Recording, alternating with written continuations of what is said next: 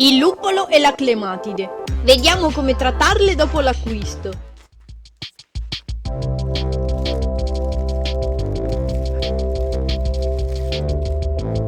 Per il travaso ovviamente va estratto il panetto di terra delicatamente, pressando i lati del vaso e se faticasse ad uscire pressando anche il fondo, accompagnando così il panetto fuori. E prima di piantarla elimino delicatamente gran parte del vecchio terriccio che spesso è inadatto.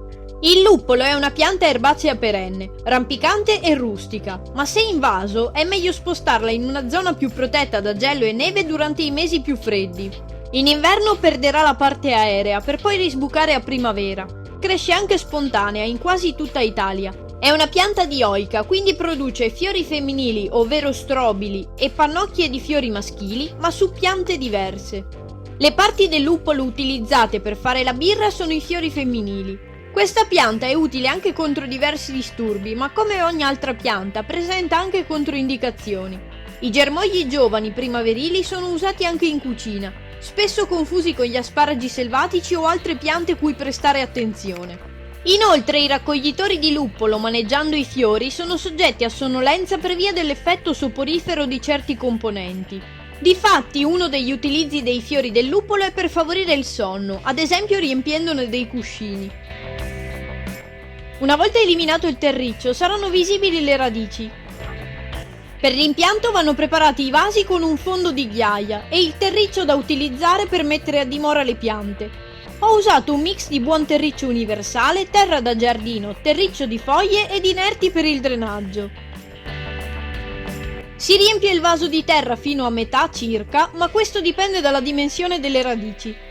Si sistema la pianta mantenendola per evitare che si pieghi e facendo in modo che il colletto si trovi posizionato di qualche centimetro sotto il livello del bordo del vaso. E poi si può cominciare a riempire di terra fino ad arrivare al colletto.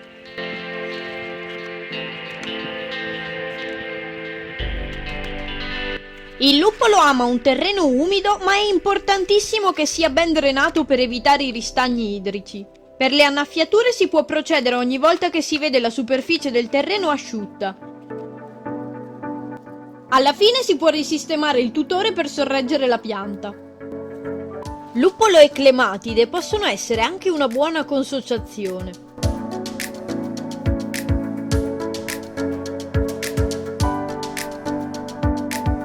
Per la Clematis Agley Hybrid e diverse altre clematis acquistate alla Lidl ho già spiegato come procedere e come coltivarle. Puoi trovare i video qui in alto a destra e in descrizione. Sono piante forti che non risentono molto dopo il travaso. Ho voluto riacquistare questa poiché quella che avevo acquistato in passato l'estate scorsa ha fiorito ma purtroppo poi è seccata. Comunque, come mi aspettavo visto le diverse esperienze riportate sui vari forum, la fioritura non corrispondeva alla varietà indicata, ma ne ero comunque contentissima. Questo accade specialmente con le clematidi da 1,99 €, con quelle da circa 4 € invece per ora ho ottenuto fioriture corrispondenti al cartellino. Ma può capitare anche che i cartellini in negozio vengano scambiati e quindi anche in questo caso ritrovarsi con piante diverse, ma per me altrettanto belle. Una volta invasate le piante non rimane che annaffiarle per bene e posizionarle in luogo a mezz'ombra per qualche giorno, dopodiché il luppolo gradisce luoghi soleggiati oppure poco ombreggiati, mentre per la clematide l'ideale è con la vegetazione al sole e le radici all'ombra.